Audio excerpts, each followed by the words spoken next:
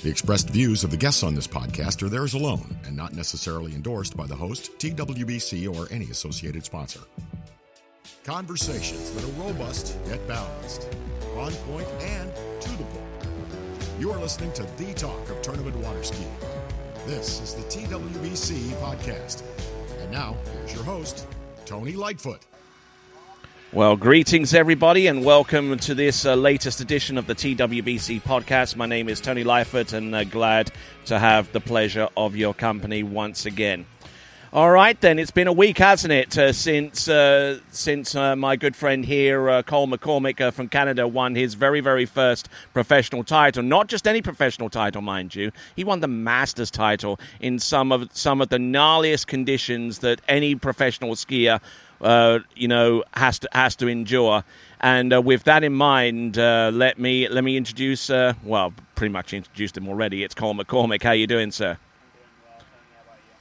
Okay, try that again. I'm doing well, Tony. How about you? I'm doing pretty good now. Now, some of you with pretty good memories have probably noticed that I've already done 3 podcasts already with Cole McCormick. So with that in mind, I actually came up with a little bit of an idea. Why not pick some clips from some of those previous podcasts dating back all the way to 2021 and as recently as last summer, 2023, and basically get some reaction and kind of what has changed, or if anything, based upon what we play back. So I've got 4 clips that here ready to go, and I'll actually give you the opportunity to choose which one we play first. There's one based upon collegiate skiing, which you were an FSC skier, right? Correct, yeah. Okay, there's one about being able to improve upon over a short period of time. There's the transition to the La Pointe slalom ski from what you were on and your workout regimen. So which one would you like to go first? Let's start with the collegiate skiing one. That's good. Okay, that's going to be the softball one. They get a little bit harder from here, but with that in mind, let's play back the collegiate one. Collegiate skiing was a lot of fun for me. I honestly didn't even know it existed until Roger Scalco recruited me my senior year in school. I was at a tournament my spring semester, and he's like, "Have you decided where you're going to go to college yet?" And I'm like, "No, I was kind of thinking about Liberty because they said they have a lake and a boat on campus, and maybe I can ski there." And he's like, "Well, we have a ski team." I'm like, "You have a ski team? What?" I had no idea collegiate skiing was a thing. And so I just, I jumped on the offer, and that's kind of how I became a moccasin. And it seriously is like the most fun 4 years of my life. Like, going to tournaments with all your friends, and it kind of like you have a whole team to back you up. So if you have an off day, your friends are probably going to have a good day. And so if you ski bad, I feel like you don't feel quite as bad because you have your friends to lift you up. It's super fun. All right, so how do you feel about that one? That was dated back in 2021 when I first interviewed you prior to the Malibu Open. Yeah, that's a good one. It's like I said in there, the collegiate skiing is, some of the best years of my life. I mean, looking back on it now, Roger Scalco probably, saved my skiing career as it is because, if I went to Liberty University and just kind of skied as like recreational skier, I probably never would have gotten to where I am now. I would have stayed kind of a good like national competitive skier, but I never would have what would you have majored in at Liberty University, because it's known for being more of an engineering school and aviation school and all of that?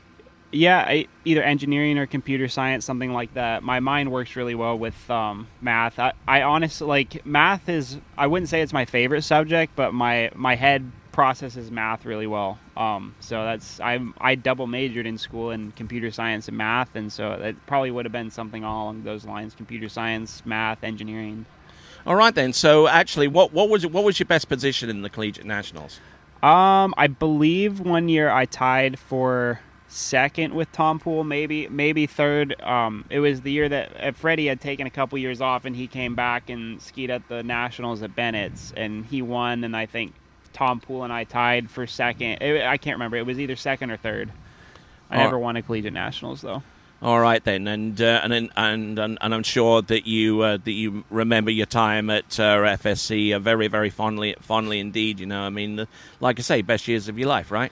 Yeah, I mean, I've met so many of my friends that I have today in school. I mean, I'm pretty good friends with Tebow, and I just skied against him today, and I think we're probably going out for ice cream after this with Rob. You know, so it's you know, you meet some of the best friends of your life in college, and I think everyone will kind of agree with that sentiment. And yeah. All right then, we got 3 clips to play left. We've gone through the collegiate one. We've got 3 more: improvement over a short amount of time, a transition to a little point slalom ski, or your workout regimen. What should we go for? I'll let you pick the next one. How about that? All right then, let's go for workout regimen, and we'll play that around about now. It's honestly not a lot of cardio because we as water ski athletes get a lot when we're out there, especially me, because I usually when I drop on the ends in practice, I don't like to stay there for very long. I get up and keep going, so my cardio is usually pretty good, and you get it from moving through your exercises pretty quickly. But I mean, I train at RSP a lot in Claremont, and we just kind of tapered my workout to kind of avoid putting pressure like on my foot and stuff. So I did a lot of upper body stuff, and I did things that worked out the legs without actually, you know, doing deadlifts or like leg presses or anything like that. So I still got to, you know, train legs, train upper body and all that stuff without injuring my ankle. So. And that was more in response to the question that I put to you so far as how getting back into the frame, because you and actually in the previous 2 seasons you've done some damage. One of them was to your ankle, and another one somewhere else, right?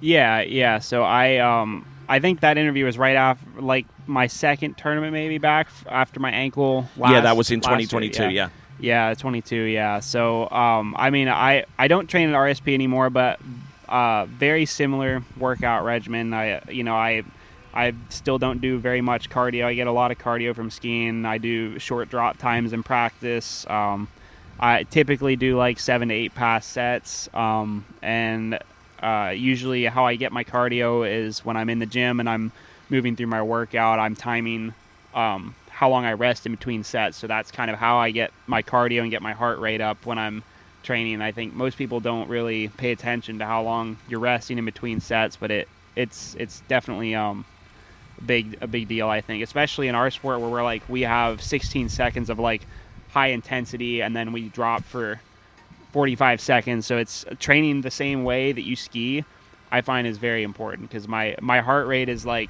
lower when I'm out there because I'm always training in the gym like that, and I'm prepared for it. When you go to an exercise gym or somewhere like a training center and you present them with the scenario of what you do, are they immediately understanding of what you're presenting to them, or does it take them a little while to realize, you know, hey, I mean, water skiing isn't just like hanging off the back of the boat. I mean, there's something to this, you know. Yeah, so the trainers I've worked with, you know, they've been really good about like I'll invite them out to a tournament and they'll come watch. And the guy I train with right now, he's like big time into it. Like, he watched the webcast this weekend, he watched the Masters last weekend. He's really excited for me, but he's big time into like tailoring my workout to work out specific muscle groups that I use while I'm skiing. And he sees like that I'm dropping on the ends for a certain period of time. So like he was, the first one to like suggest that to me, is like that kind of like pausing for X amount of time in between reps and timing stuff in between reps. So I think a lot of what he's doing is really attributed to my success for sure. All right, then. That goes to your workout regimen. That clip was from 2022. So has there been really much change since then, or now that your ankle's kind of healed up a little bit more? Yeah. So I work with a main strength training guy, and then I also work with Karen Ead at the National Training Center. A lot of people at Jax do that, and I spent a lot of time there this winter trying to get the ankle that I hurt last year, I think I probably skied last year with it about 85%, and I had a little bit of a flare-up at the end of last season, so I took 2 months off, and I spent 2 months with Karen in, a couple times a week over the winter, and my ankle feels, better, just as good now as before I hurt it now, so that's been a blessing, and she really has helped me fix some areas where I've been lacking, like hip mobility, shoulder mobility.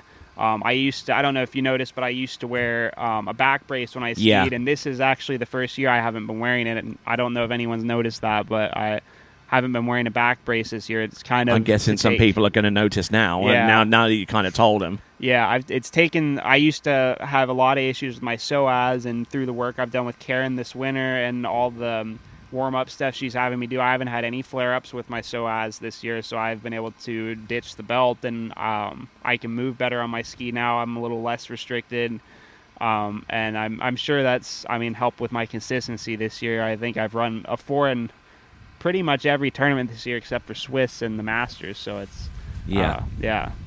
Well, you'll be hard pressed to do that, and anyone will be hard pressed to do that at the Masters. You got as far as you did, basically on determination and just going through your keys, right? Yeah, skiing and rollers at the Masters, I find the biggest key to skiing in bad conditions is keeping the ski in front of you and really focus on maintaining alignment. And I think a lot of where people go wrong is when they try to sacrifice alignment to make a more aggressive turn in rollers or chop or wind. It's just that's not the answer, because then your hips get behind you and then you start losing your speed and swing. And so that was like my big key going into the weekend was like, I don't care if I fall or if I'm like last place in the finals or whatever. I just want to make sure I'm hitting my keys this weekend, and I know if I hit my keys, I'm going to be on the podium. And that's how I've always skied. But I had a game plan going into Masters last weekend, and it seemed to pay off really well. Now, I think it's probably fair to say that a lot of people have observed your skiing and have noticed that it's taken a relatively short amount of time to get from where you were to where you are now, to from being someone who can run into 41 off occasionally and get through 39.5 off most of the time in pristine conditions, and improve to the point where you're the Masters champion. I'll pick the penultimate one, which will leave you with the transition to the La Pointe Slalom ski last. But let's listen to the comments that you gave in 2021 over the whole notion of improvement over an expedited amount of time. Oh, yeah, I wasn't always the best slalom skier. When I was a kid, I was more known for a trick skier. My dad was great teaching me tricks when I was young, so I shot up and was tricking, mid 5,000 points from when I was in Boys 1, Boys 2, so I was really good at tricking young, and jumping came pretty easy for me too. Slalom was never an easy thing for me. I don't know why. I could run... I think by the time I went to college, I could run, I think my PB was 1 at 38. But I was I'd hit that plateau. I'd been stuck there for like a year or so. And then I went to school and started skiing more and skiing with people telling me the same thing in different ways. And that just kind of set it off for me. And I started skiing better and better. And I picked up 2 passes in 2 years. And then the third year, then I ran, started, getting deeper down the line at 41 in practice. It was kind of incredible how fast I picked it up. All right, so you could have been world overall champion, it sounds like.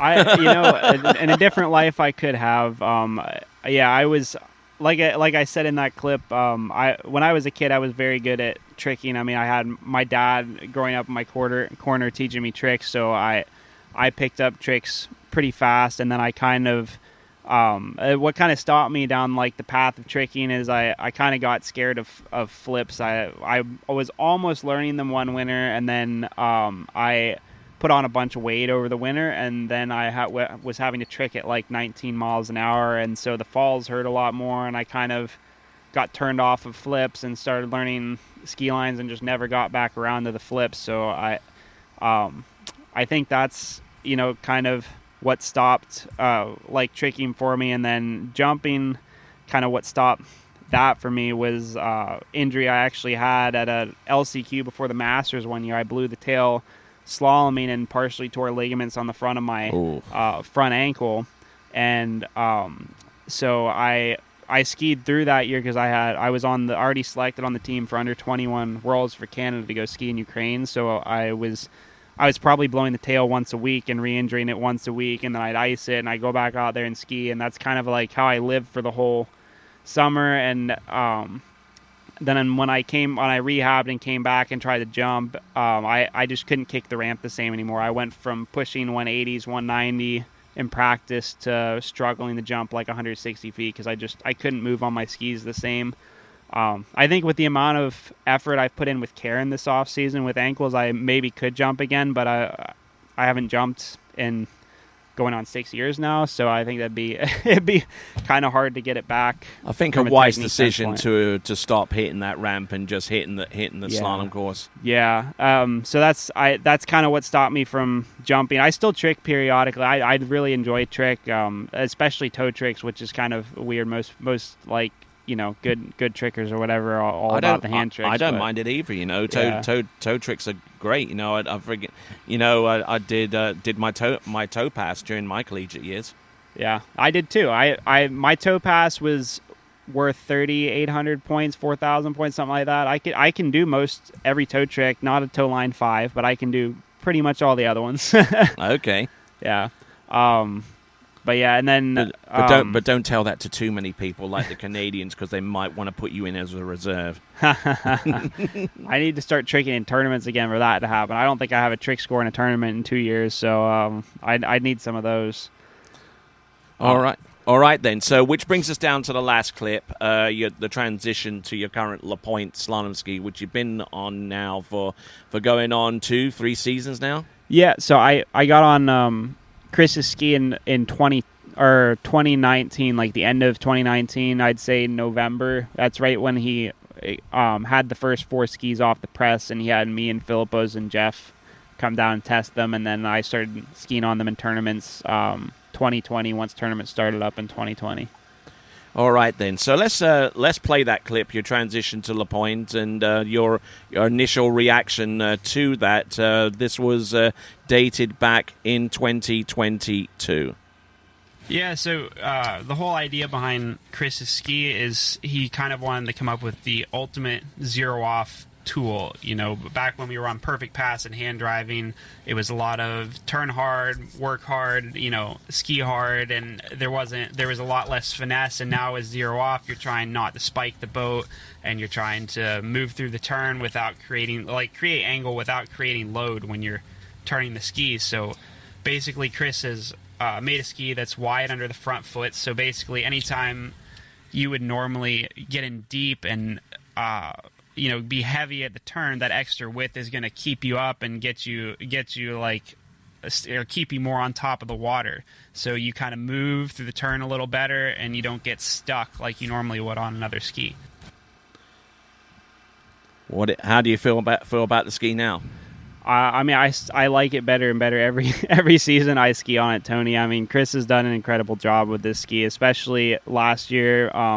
He improved upon his original design and made the LP2 last year, and I think that's personally taken my skiing to the next level. I got on it right after California last year, and the first couple pro events I skied last year after the hurt ankle, I've either barely got in finals or I got 7th or 8th. I wasn't doing all that great, and then right after California, I got on an LP2.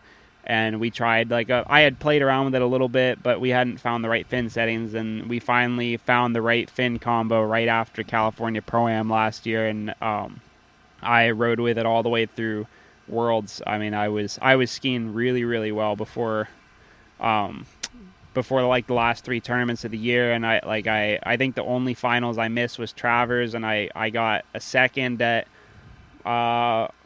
either Mastercraft or Malibu. I can't remember which one. And then the other one I got third. Mastercraft, yeah. I believe it was. Yeah, second at Mastercraft and third at Malibu, and then I got fourth at Worlds. So, I mean, I had a really good end to last season on my LP2, and then I, a little slow start to this year with not skiing all that well at Swiss, but I mean, I picked it up and got back into form for Masters. So typically, whenever you want to make adjustments to that ski, what do you normally go for first? Do you normally make tweaks to the fin, binding placement, something else? I would say now that I've been on the ski for quite a while, normally it's the fin. I like to look at it this way: the bindings are kind of like a big adjustment, and the fin is kind of like a micro adjustment. So if you're on the ski and you feel like, hey, this is pretty close, and I want to get it dialed in a little more, I want to do this a little more, then you can move the fin. But if it's like, wow, this ski feels like it's so unbalanced, like the tips diving, tips doing, or I can't get the ski to turn. It feels like it doesn't feel like it's in the right ballpark. Then maybe it's time to move your boots. And also, oftentimes too, if we get a ski out of the press and Chris wants me to try it, and it has maybe too stiff of a tail, he'll have me move the boots back to compensate for the stiff tail to push it down in the water a little more. All right, then. So we're going to try and wrap this up a little bit because I know you need to get down the road. We're here at Lake 38 Pro, presented by S-Lines. Fantastic tournament. You ended up what was it in third place? To complement what you've done so far in the on the Pro Tour and so far, and the win at the Masters. But a couple more questions. Where are we going to see you next after this? I will be at Morocco, so I will see you guys in Africa, and then I will be going to Monaco as well. So you'll see me at the next two stops. I have to come back after that. I have a buddy who's getting married on the 4th of July, and I'm the best man in his wedding, so I unfortunately won't be able to do any of the other. Anyone I know?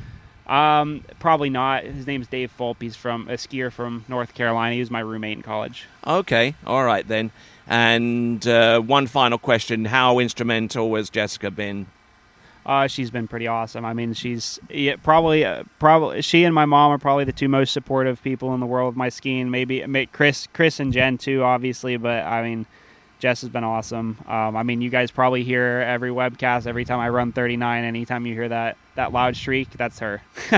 Yeah, I did hear it this time around. Certainly. So that brings to a conclusion this episode of the TWBC podcast, the first in the series of then and now. Did you like the change in format a little bit? What do you mean? Playing the. Oh yeah, that's good. I think that'll be interesting to hear from some of the other guys too. All right then. So that concludes this podcast. Anyone you'd like to thank? I mean, I just thank you guys for coming out at Webcast this event. Thanks to all the organizers. Thank you to everyone on my team. Helped me ski so well. Wouldn't be here without you. Yeah, that's about it. All right, then, and with that concludes this episode. The next episode will be coming up very shortly. If you want to support the podcast in any way, shape, or form, drop me an email, podcast@waterskibroadcasting.com, and I certainly look forward to hearing you. And also, if you want to place any comments on the on the comment section of your favorite podcast platform, I'll be more than happy to take a look at those and take any suggestions you have on board. But for now, this is Tony Lightfoot saying ciao for now. Thank you for listening to the TWBC Podcast. Be sure to check out our website at waterskibroadcasting.com. Links to our presence on major social media platforms can be found there, as well as updates to our webcast and this podcast. Duplication or rebroadcasting of this broadcast without written consent of TWBC is prohibited. Subscribe to us on your favorite podcast platform and be sure to join us next time for the next edition of the TWBC Podcast.